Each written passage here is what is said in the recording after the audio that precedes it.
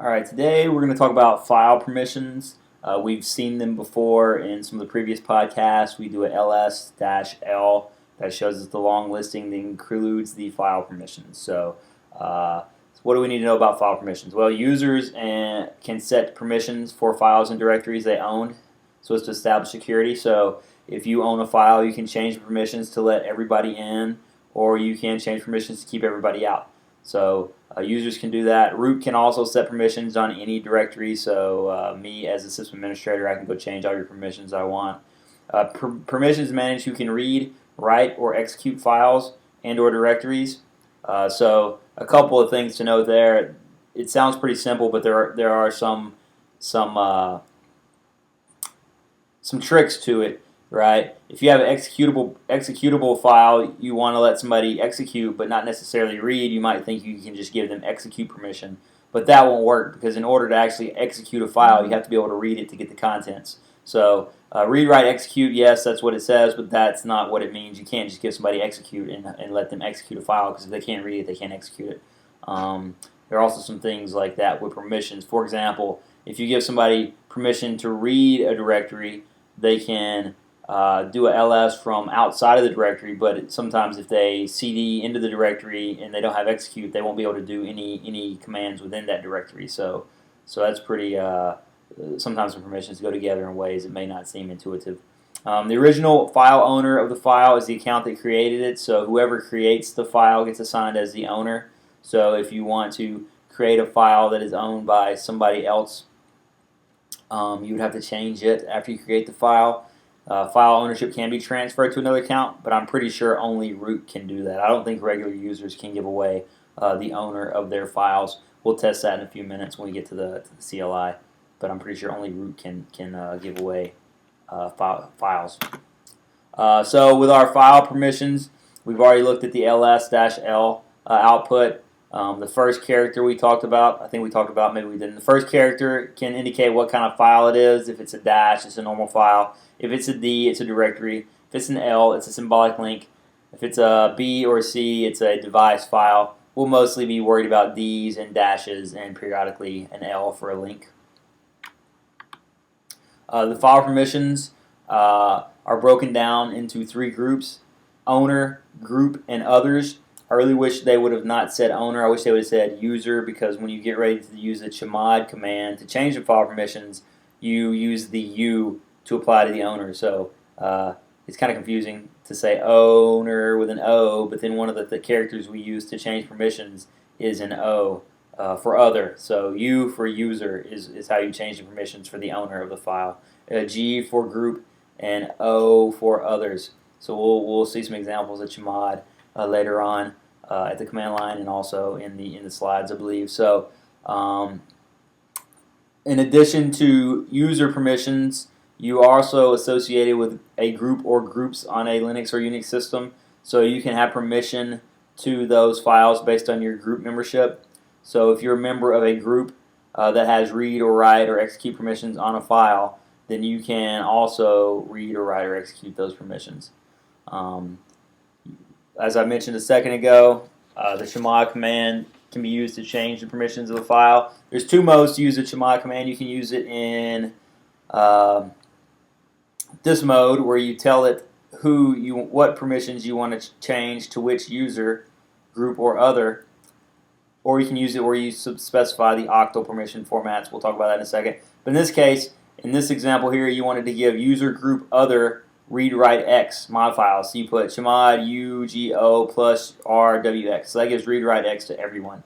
In this case, you want to take away write and execute permission from group and other. So you do chmod go minus wx.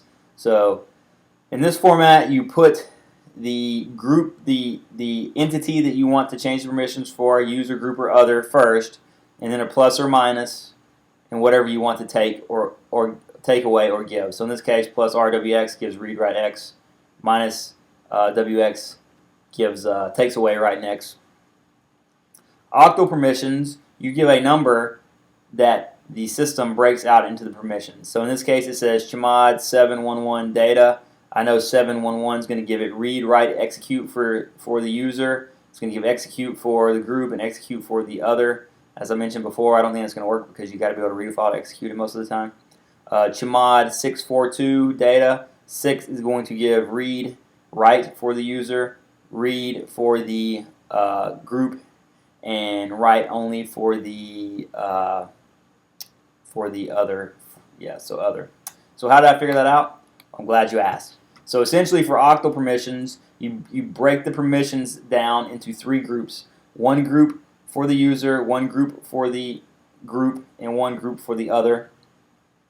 Each of these bit positions, there are 3 of them, each of them is worth the appropriate bit position in binary. So this is the 1 bit, this is the 2 bit, and this is the 4 bit. And the way you calculate that is for each of these permissions you want on, you pretty much set that bit, and then you add up the values. So in this case, if you wanted read and X, you would have 4 and 1, so it would be 5. Right? If you wanted to read, write, and X, you would add them all up, 4, 2, 1. If you wanted just X, it would be 1. If you wanted just W, it would be 2. If you wanted just read, it would be 4. So for the bit position, you take the value of that bit in binary and add the values up. So here's some examples. For read, write, X, read, write, X, read, write, X, well, we want all bits in all groups. So that would be 4, 2, 1, 4, 2, 1, 4, 2, 1. So you add those up. 4 and 2 is 6, and 1 is 7. So 0, 7, 7, 7. What's this 0 for? Well, I'll tell you about that later. Read, write, X. For just the user, we have 4, 2, 1, 0, 0, 0, 0, 0, 0. So you add them all up, you get 0, 700. And then, for example, we want to read, write, X for the user, read and execute for the group, read and execute for other. It would be 4, 2, 1 would give us 7. 4 and 1 would give us 5. 4 and 1 would give us 5. So that's pretty much that.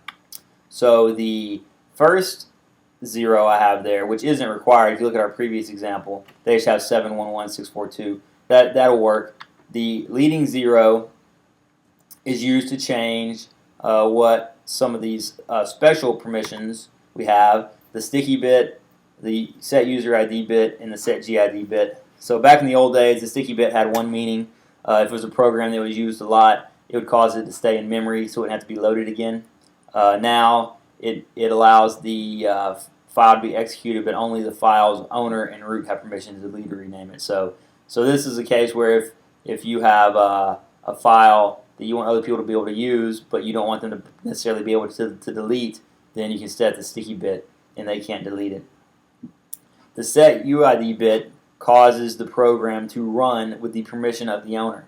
A perfect example of this is the command used to change the password, passwd.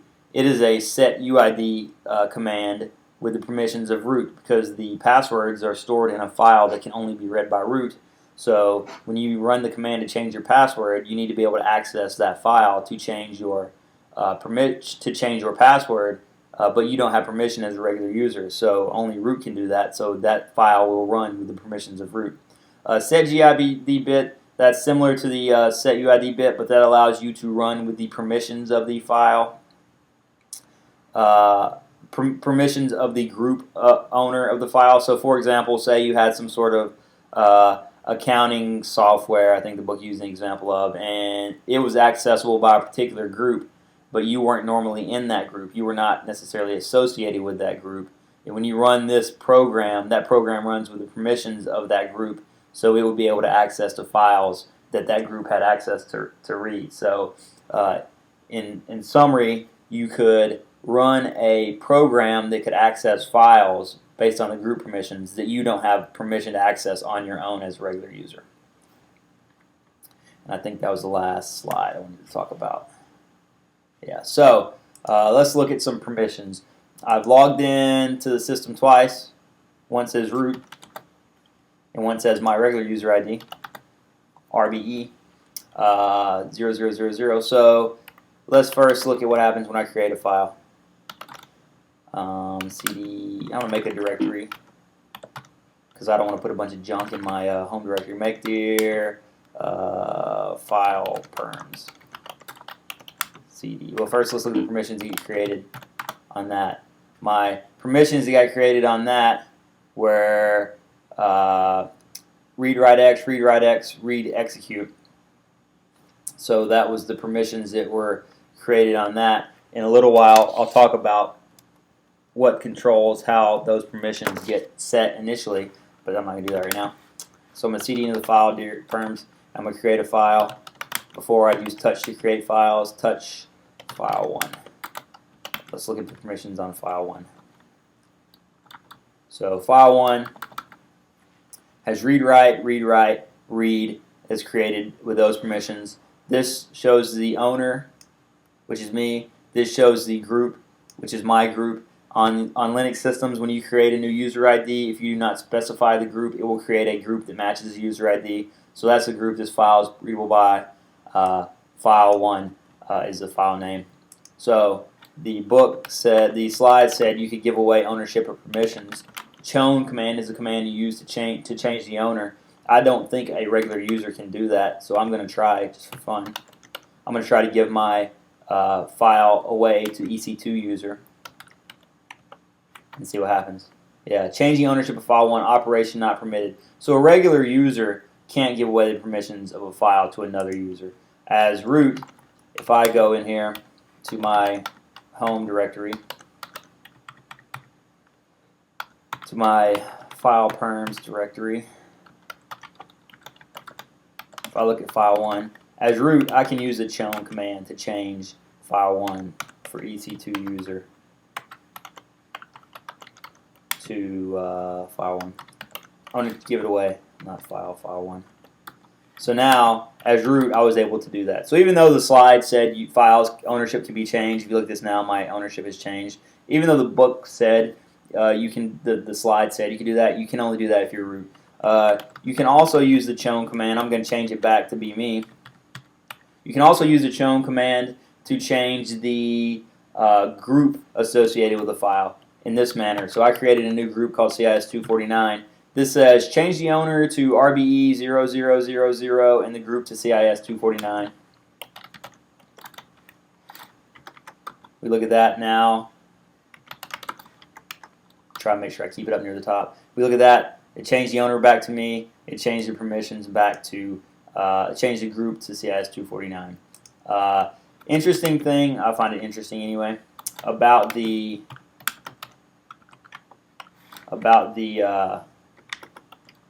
chown command. One interesting about it, you can cause it to change the permissions recursively. So if we look at the file perms directory, it's listed with me as the owner and me as the group. Assume I wanted to make everything in that directory have me as the owner and CIS249 as a group. Let me create a new file in that directory. So this is going to create file 2 in that directory. Let's look at the permissions on that for fun. So that has root as the owner and root as the group because I created it as root because I forgot I was root, I guess. So anyway, that actually serves the purpose better. I want to actually change the owner of everything, including this directory, to be me. And I want to change the group to CIS249 for everything for file perms. Everything under that and everything under that I want to change. Well, in order to do it recursively, you specify dash capital R. Is it capital R? Let's go look. It's either R or capital R. I don't want to do it wrong, so let's go look. Yeah. Oh, back. R, recursive. Operate on files and directories recursive. So with a capital R, it's going to change everything to that. So now if we look at the permissions of file perms, now we have RBE has that permission in that group. If we remember, we could put a capital R in ls to look at it recursively as well, or lowercase r. What? Oh, because I had the D. It's capital R. So we do ls-lr. That shows us recursively. So if we look at the files in that directory, they also were changed. So chown can be used to change the owner. Chown can also be used to change the group. Chown cannot be used unless you are root or somebody allows you to run commands as root using the sudo command. So that was chown. You can also change the group of a file, right? I use chown to change the group. say my file perms directory is CIS249. If I want to change the group, I can do change group and just put the new group. And now I got the new group. You can also do the change group recursively.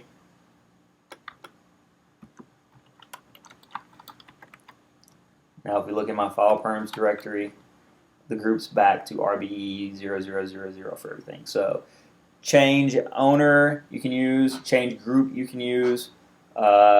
Regular users can change groups among groups they're members of. So I'm back to being rich again.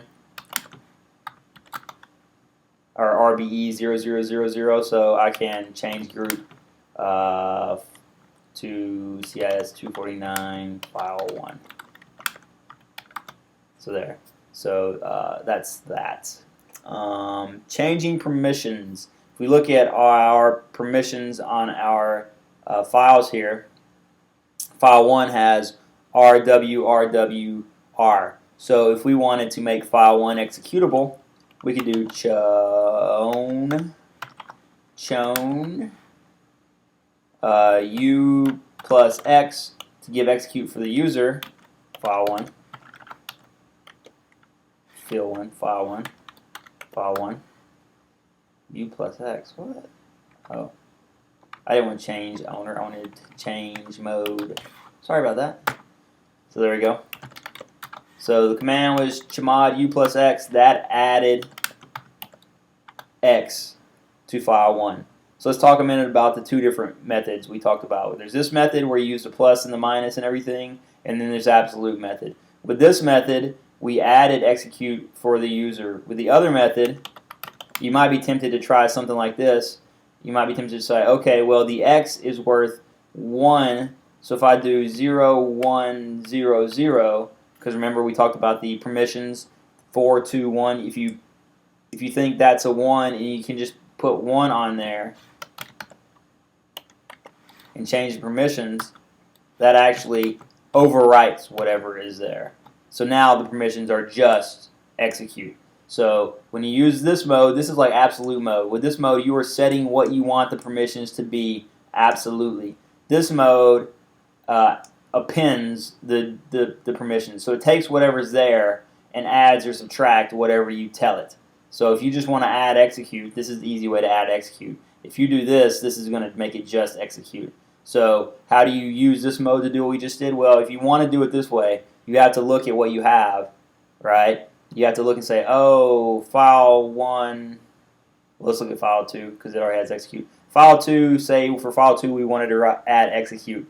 We have read, write, which is 6, 4 plus 2 is 6. We have read, which is 4. We have read, which is 4. So if we wanted to just add execute to this file using the absolute permissions, we have to take what we already have and add what we need. So we have 6. We want execute, so we make it 7. We're going to leave it just read and read. So 7, 4, 4. We'll make that have what we want.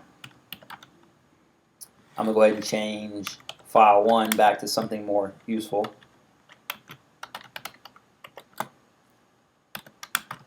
So there, file 1, read write x, read write x, read write x, read x, read x. So in general, little rules of thumb. Unless there is a need for somebody else to read or write your files, you do not want to give them permission to read or write your files. So yeah, I guess that's all I need to say about that. So yeah, so how would you take away permissions for everybody for everything? Well, you can do chmod 0700,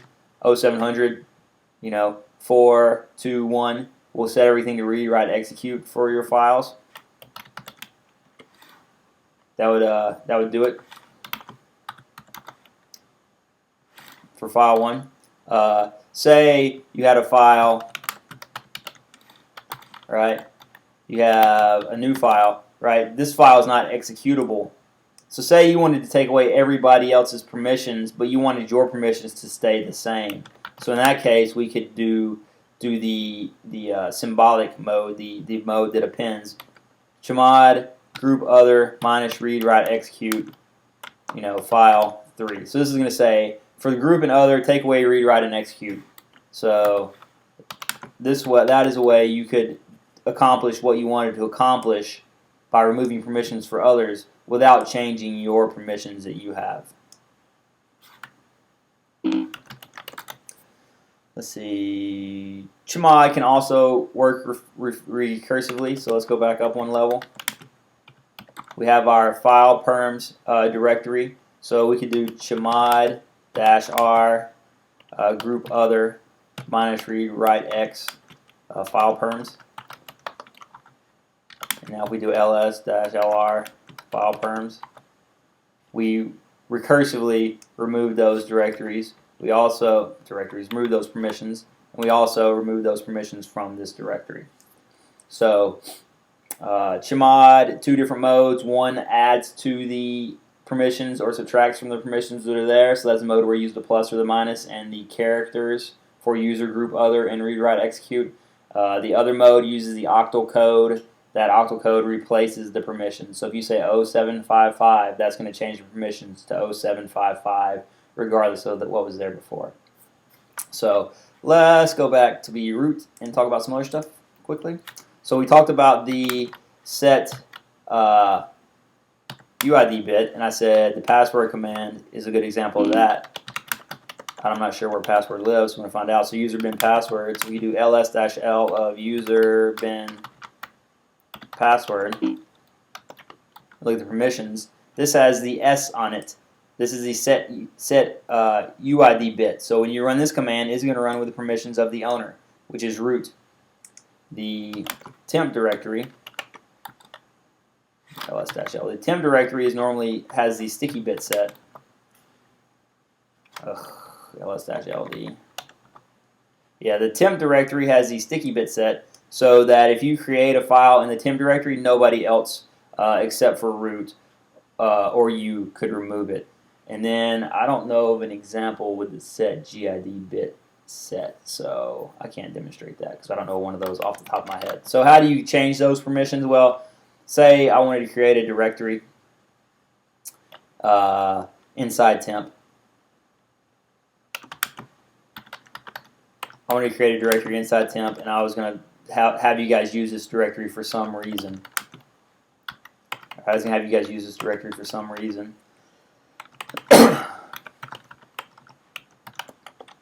I wanted you guys to all be able to use it and share the information, but I didn't want anyone else to be able to delete somebody else's files. So I could go ahead and change the permissions.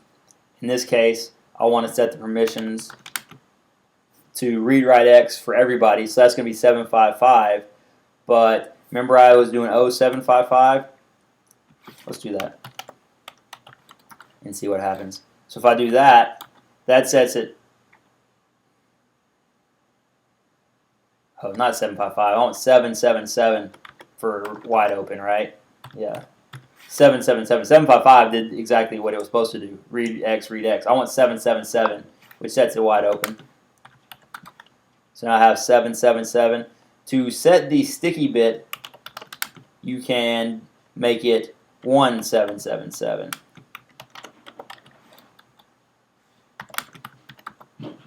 So what does the 1 mean? Well, remember how we had 4, 2, 1? Well, now we are dividing the 4, 2, 1. 4 would be this first special bit, which would be the set UID bit. 2 would be the second special bit, which would be the set GID bit. And 1 would be the third special bit, which is set the sticky bit. So let's do another example of that. Let's cd to CIS 249 and make a file touch temp file.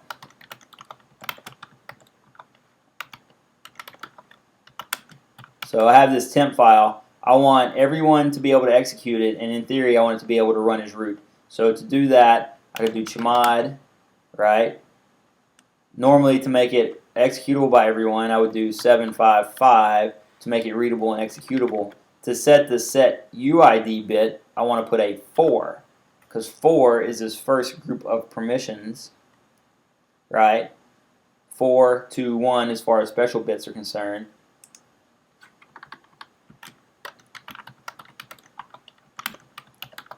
So now I have this sticky bit on. So in theory, if you ran this command, it would run as root. I'm actually going to try something because I don't think it's going to work. So essentially, this is going to run the not UID. This is going to run the ID command, which the ID command shows who you are. So if I run this now, it's going to tell me I'm root. In theory, if I run this as a regular user, it should tell me I'm root because it says to run as root. Let's see what happens.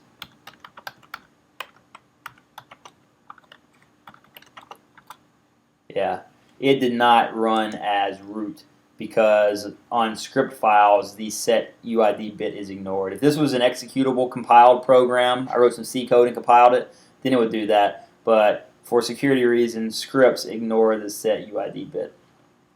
So as you see, it ran the command as me instead of as root. So that's something to keep in mind. One other thing I want to talk about, well, let me go back. I'm pretty sure, I never do it this way, but I'm pretty sure you can do like the sticky bit this way too, U minus S temp file to take it off. Yeah, so it went back to being just regular. So you can use the symbolic for that. I guess it'd be like, it'd be chmod other minus T to get rid of the sticky. Yeah, so you can use a symbolic method for that as well. One other thing I want to talk about, when you create a file, it gets permissions by default. Well, how does it know which permissions to get? Well, you have this thing called the umask.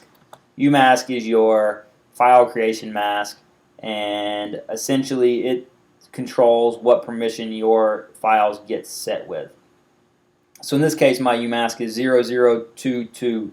So what that's telling me is you really have to the umask is telling which permissions that it should not get. So what does that mean? Let's make a new directory. Test dir. All right, let's look at that.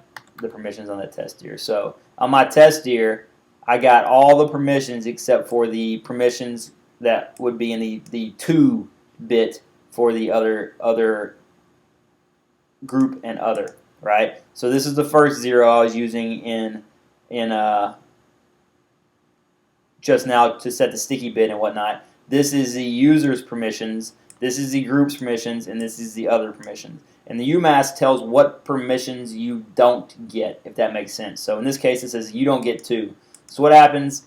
It got read and execute. So what happens if I wanted it to not get execute? Well, 2 plus 1 would be 3. So I could set my umask to 033,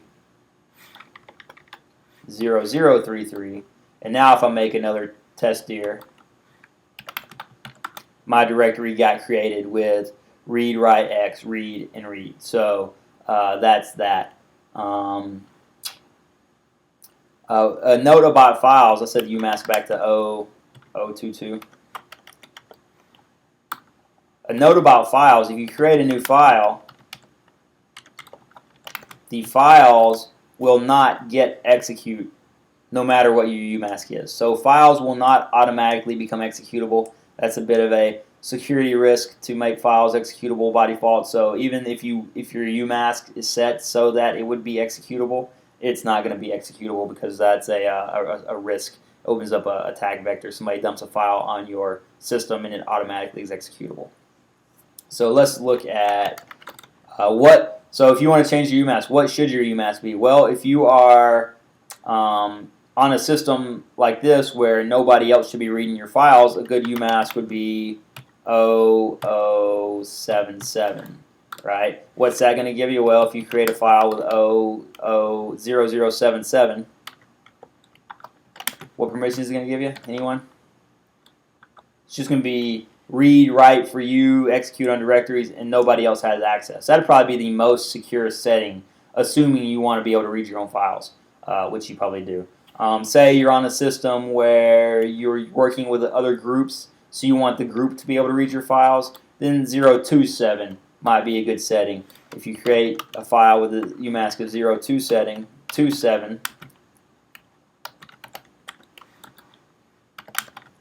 then, so file 3 was 027. You got read read for your other groups. If you want them to be able to write, you can go ahead and give them that permission later. Or if you want them to be able to write in your directories by default, then you could do 007. Now if I make a file, you know, my group could read write. So that's that. How is your UMass set? Well, there's some files we'll go into later. Your profile files that set up some of your parameters. If you don't have those files in your directory, then they're system-wide files that get read when you log in, and the UMask is normally set by one of those files. So.